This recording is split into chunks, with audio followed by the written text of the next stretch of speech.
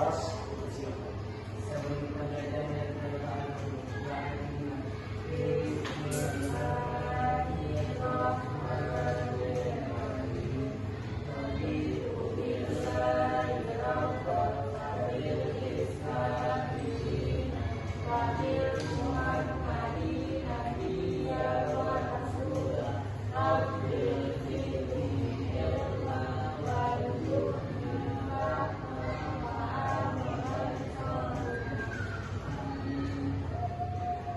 baik, hari ini mata pelajaran kita adalah fikih. Materi yang akan kita bahas hari ini mengenai tentang tata cara penyelenggaraan jenazah. Baik, di sini kita masuk mengenai tentang pengertian jenazah. Jenazah adalah sebutan untuk orang yang sudah meninggal atau orang yang sudah mati. Jadi jenazah ini sebutan untuk orang sudah meninggal, orang yang muslim, ya. Jadi orang Kristen, orang yang muslim tidak disebutkan jenazah. Jenazah ini sebutan untuk orang muslim yang sudah meninggal. Jadi seorang muslim yang telah meninggal di dunia harus segera diselesaikan pengurusannya. Itu tidak boleh ditunda-tunda, kecuali terdapat hal-hal yang memaksa, hal-hal yang terdesak. Contohnya ini seperti menunggu keluarga dekatnya. Kan banyak itu, misalnya ada orang meninggal, terus keluarganya masih di luar kota, masih di luar negeri. Jadi itu boleh kita tunggu, tapi tidak boleh sampai berhari-hari, tidak boleh sampai waktu lama. Di situ ya. Oke. Sebelum kita memasuki mengenai tentang tata cara pelaksanaan jenazah, di sini aku mau nanya dulu sama adik-adik, kira-kira ada yang tahu nggak apa niat sholat jenazah? Ayo, yang laki-laki dulu apa kira-kira? Usolli ala Usolli ala hadal mayyiti.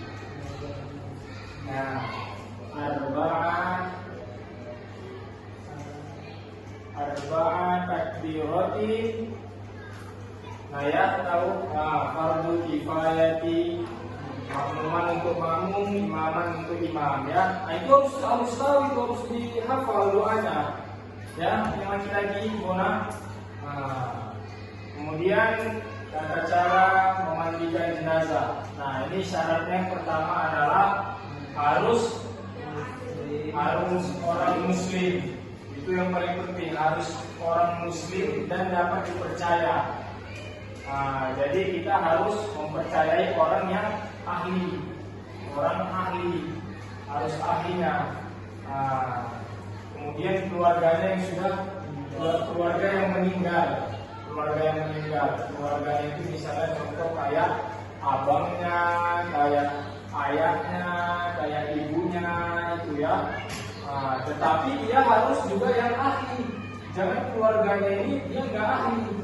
Contoh misalnya adiknya masih SD itu nggak boleh memandikan orang yang sudah meninggal karena dia belum ahli.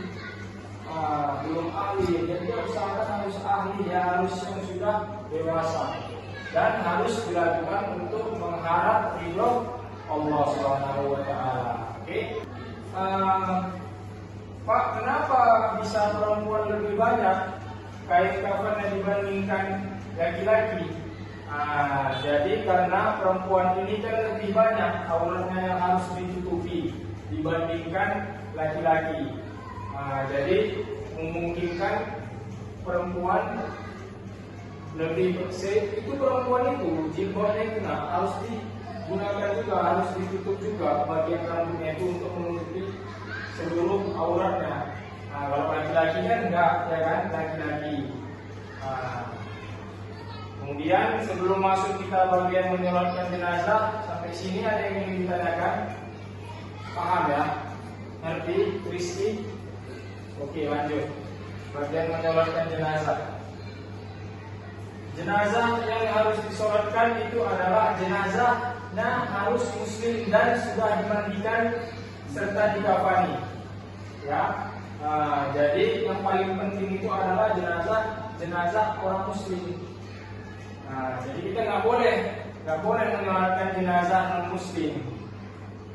Dan dia sudah dimandikan, dikafani. Ini sudah selesai pengurusannya, sudah siap. Kita tinggal menyolatkannya. Dan harus menutup aurat, suci dari hadas besar dan hadas kecil. Kemudian letak jenazah di sebelah kiblat. Pak, izin Pak, kalau untuk penyolatan jenazah laki-laki dan perempuan itu di mana posisi imam? Ayo, kira-kira di mana? Laki-laki di kepala. Laki-laki di kepala, ya benar. Untuk yang jenazahnya laki-laki, kita sholatkannya di bagian kepala, yang samping kepala. Untuk yang perempuan Di pinggang. ya benar, untuk yang perempuan di bagian pinggang. Yang terakhir adalah menguburkan jenazah. Jadi untuk tata caranya ini adalah harus digali dulu. Yang kuburnya tanah itu harus digali sedalam paling sedikit 2 meter.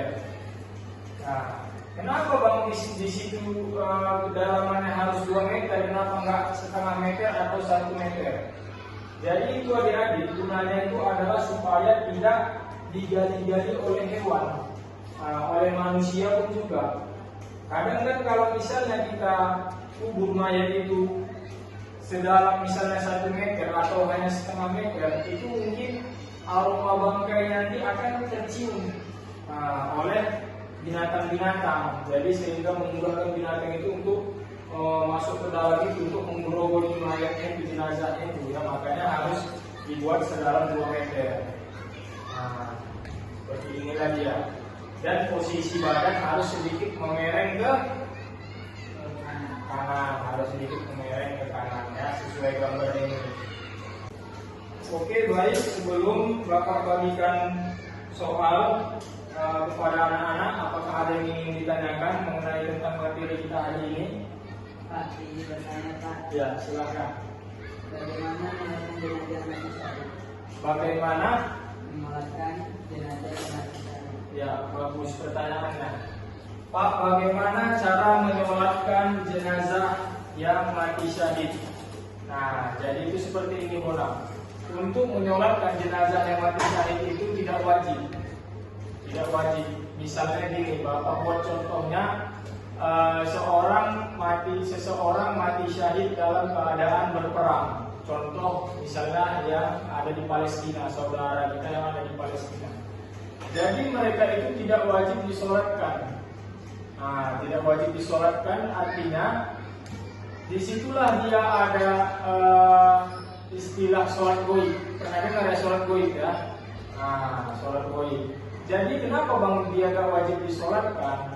Karena orang-orang yang ikut berperang ya, orang-orang yang mati syahid itu, mereka mungkin jasanya sudah tidak utuh lagi seperti kita gini.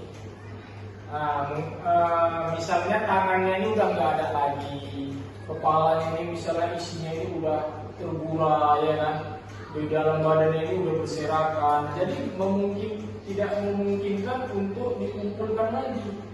Dikumpulkan satu lagi anggota tubuhnya ini lalu kita mandikan, sehingga itu menghabiskan banyak waktu. Apalagi orang-orang yang mati syahid itu berjumlah banyak, kayak di Palestina itu kan banyak kan, orang-orang meninggal itu kan banyak karena berperang orang itu. Jadi dia nggak diwajibkan disolat, nggak wajib disolatkan ya.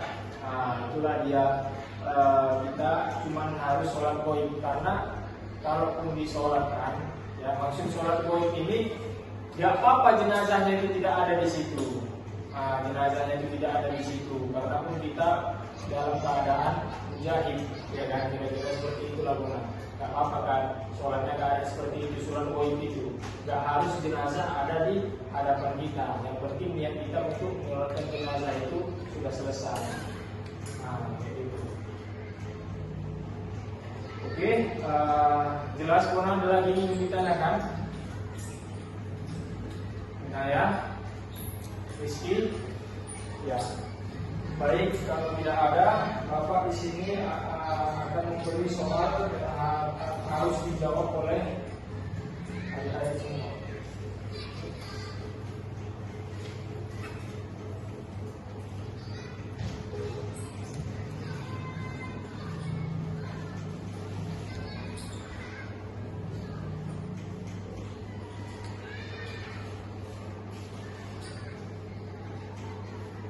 Oke, itu silakan dibaca lembaran soalnya, silakan dibaca, dijawab. Nanti kalau ada yang nggak ngerti atau kurang paham, silakan ditanya sama Bapak. Bapak beri waktu 5 menit untuk dijawab ya. Oke, baik, kepada adik-adik yang sudah selesai mengerjakan lembar soalnya, silakan kumpul ke depan.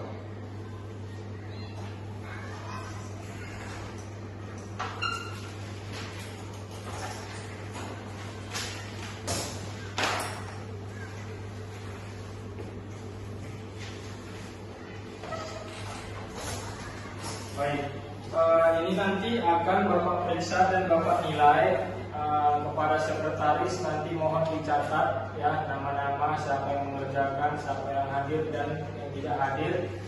Dibuat laporannya nanti dikasih ke Bapak ya.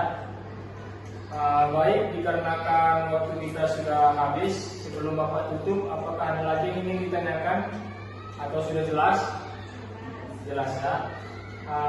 Oke, sebelum kita akhiri pembelajaran kita pada hari ini, alangkah baiknya kita menutup dengan doa kembali kepada ketua kelas. Mohon dipimpin doa. Sebelum kita pulang, mari kita berdoa.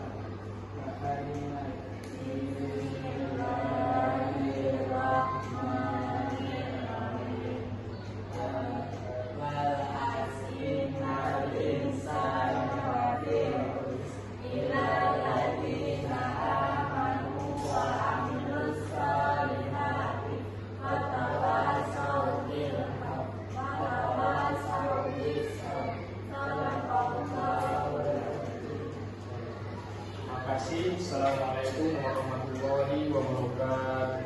Waalaikumsalam warahmatullahi wabarakatuh.